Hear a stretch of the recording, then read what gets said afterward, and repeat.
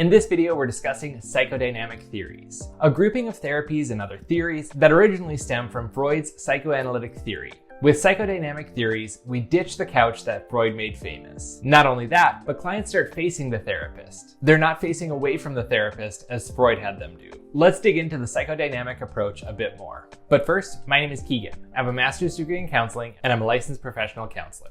I make videos like this to help you better understand various concepts in the world of psychology, counseling, and mental health. Keep in mind that engaging with this channel does not constitute a therapist-client relationship. This content is for educational and entertainment purposes. This does not substitute or replace professional mental health care. To start, let's define psychodynamic theories in general. These theories are going to focus more on what happens unconsciously.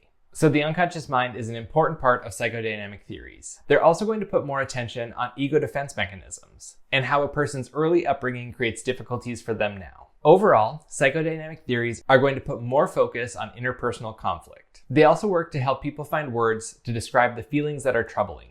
In some cases, people might even feel threatened by their own internal feelings and experiences, or they can be confused by feelings that they have that seem contradictory to one another. The psychodynamic approaches often help to navigate these situations. Nowadays, the word psychodynamic is used interchangeably with the word psychoanalytic in many cases. However, there are some differences between early psychoanalysis and our more modern ideas in the psychodynamic theories. As mentioned earlier, Freud had people sitting on a couch facing away from him. With modern psychodynamic approaches, this is not how therapy is performed. Instead, the therapist and the client are facing each other in a more conversational manner. The client may still be on a couch, but they'll now be sitting instead of laying down as Freud had them doing. Additionally, early psychoanalysis would involve 3 to 5 sessions per week that would go on for years. Psychodynamic approaches do not require this. Instead, most will likely have 1 session per week on average. Not only that, but psychodynamic theories have a broader view of what treatment can look like and what it can include. Psychoanalysis, on the other hand, was much more narrowly focused. Currently, the psychodynamic approach can be seen in many forms of therapy. One of the factors that comes from this approach that is seen in others is the beliefs about the unconscious and the focus that's placed on that.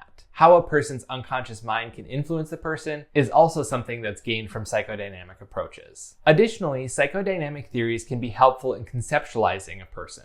Many of these theories recognize that, because of the unconscious mind, clients may not always be aware of their own internal experiences and how these experiences contribute to their life more broadly. Therefore, what a client tells their therapist is likely only what's on the surface, and there may be much more below this. Overall, psychodynamic theories explore the themes and patterns that happen in the lives of clients. The therapist's role, then, is to help the client gain more of an awareness of these internal experiences. As mentioned, there are many forms of therapy and other theories that fall under the psychodynamic umbrella, which we'll discuss next. But first, if you're enjoying this video and finding it helpful, please help me out by giving it a like and subscribing.